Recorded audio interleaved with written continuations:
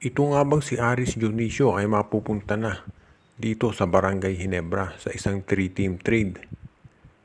Alam natin na si Coach Lincoln ay naghahanap ngayon ng isang forward. Sinabi na niya yan sa mga panayam at mukhang babagay dyan itong si Aris Dionisio. Dahil ito ay magandang nilalaro lately sa Magnolia, partikular na doon sa laban nila kontra SMP. Kahit natalong hot shots doon, maganda pinakita ni Dionisio. Ngayon kung sakasakalin, itong si Aris Dionisio mapunta sa Ginebra, paano mapupunta naman sa Magnolia? Posible na mangyari dyan ay 3-team trade. Itong si Aris Dionisio mapupunta dito sa Barangay Ginebra. Dito naman sa Magnolia mapupunta itong si Stephen Holt. At dito naman sa Terra Firma ay mga bench players ng Barangay Ginebra ang ibibigay dyan. Pakaisama na rin si Sydney Onwubere. Kung ano man yung magiging sabihin na nating resulta, ang maliwanag dito kung ito si Aris Dionisio mapunta sa Barangay Ginebra, magiging malaking tulong yan kay Coach Tinko at kawalan dito sa Magnolia. Sa tingin ko kung si Stephen Holt lang ang magiging kapalit, medyo may problema dahil masyadong darami yung guards ng Magnolia. Dapat ay isang big man din na may tira sa labas. Ito si Onwubere, low post player yan at alam natin mahusay. Yun nga lang, ang problema kinakailangan ng Magnolia ay katulad ni Dionisio na stretch 4, may outside shooting. For example, si Xavier Lucero ay isang example niyan, o kaya ito si Isaac Go at ito si Javi Gomez de Leano. Ma-example yan ng mga players na mayroong tiro sa labas na hinahanap ni Coach Chito Victorero na babagay doon sa kanilang sistema.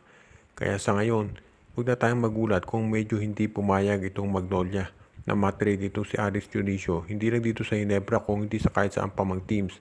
Dahil kabibigay lamang nila ng contract extension dito.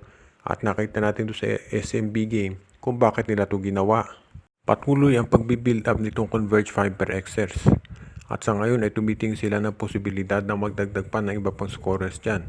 At mukhang ang gusto rin nila makuha ay itong si RR Pugoy mula dito sa TNT Tropang Giga. Kung sakaling subukan niya ng Converge, medyo mahihirapan sila. Dahil ito si Pugoy ay isa doon sa mga top scorers o mga pillars nitong TNT Tropa at hindi nila basta-basta pakakawalan yan.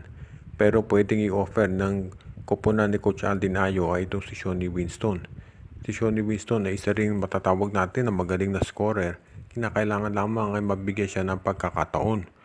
Itong si RR Pugoy, syempre napatunayan na niya kung anong kaya niyang gawin dito sa PBA maski na sa Gilas Pilipinas. At kung magkakaroon ng trade na Winston for Pugoy, magiging maganda naman yan at balanse. Pero ang tanong, papayag kaya ang TNT Tropang Giga? Alam natin ang TNT gusto ring makuha itong si Winston.